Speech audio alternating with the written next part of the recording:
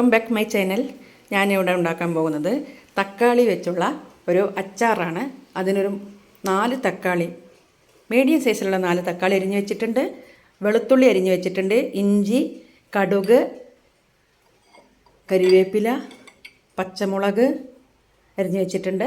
പിന്നെ ഒരല്പം മുളക് പൊടിയും 2 സ്പൂൺ മുളക് പൊടിയും 1/2 സ്പൂണ് മഞ്ഞൾപ്പൊടിയും പിന്നെ 1 ടീസ്പൂൺ പഞ്ചസാര എടുത്തിട്ടുണ്ട്. അതിന് തക്കാളിക്ക് ചെറിയൊരു മധുരം ഉണ്ടാവും. പിന്നെ എരിവും ഇടുമ്പോൾ അതിൻ്റെ ബാലൻസ് ചെയ്യാനാണ്.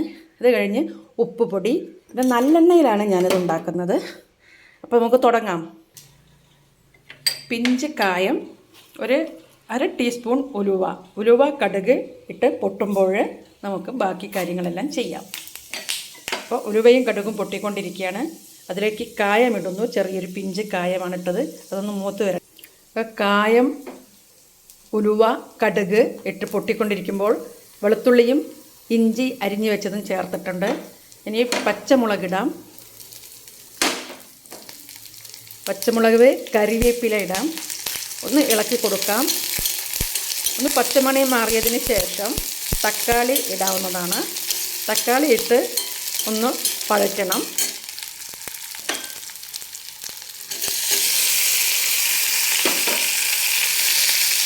നമുക്ക് ഓരോരുത്തർക്കും ആവശ്യത്തിന് സൂക്ഷിക്കാൻ പറ്റുന്ന പാത്രത്തിനനുസരിച്ച് ഉണ്ടാക്കാം. ഞാനിപ്പോൾ 4 തക്കാളി, ഞാൻ പറഞ്ഞല്ലോ മീഡിയം 4 തക്കാളിയാണ് അരിഞ്ഞത്.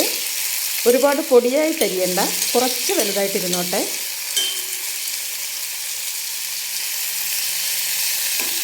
കണ്ടില്ലേ, ഇത്രയും അളവിൽ അരിഞ്ഞിടാം. അപ്പോൾ ഇതൊന്ന് അടച്ച് വയ്ക്കാം. ശേഷം ഒന്ന് വഴന്ന് വന്നിട്ട് ബാക്കി ചേരുവകളിടാം. ഉപ്പ് പൊടി, മുളക് പൊടി, മഞ്ഞൾപ്പൊടി എല്ലാം ഇടാം. ശേഷം ഇരിക്കുന്നത് പഞ്ചസാരയാണ്. അതുകൂടെ ഇട്ട് നമുക്ക് യോജിപ്പിക്കാം. ഇപ്പോൾ ഒന്ന് അടച്ച് വയ്ക്കാം. Welcome back.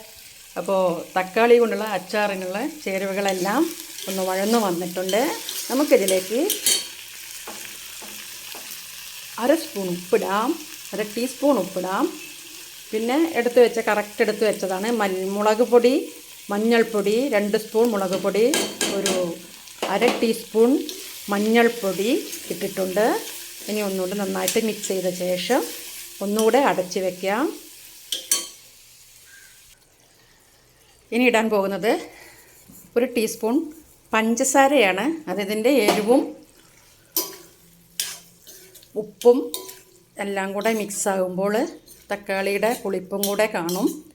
അത് ഒന്ന് ബാലൻസ് ചെയ്യാൻ ഇടുന്നതാണ്. കൂടുതൽ ഇടരുത്. 1 ടീസ്പൂൺ ഇട്ടാൽ മതി ഒരു 4 തക്കാളി കൊണ്ടുണ്ടാക്കുമ്പോൾ.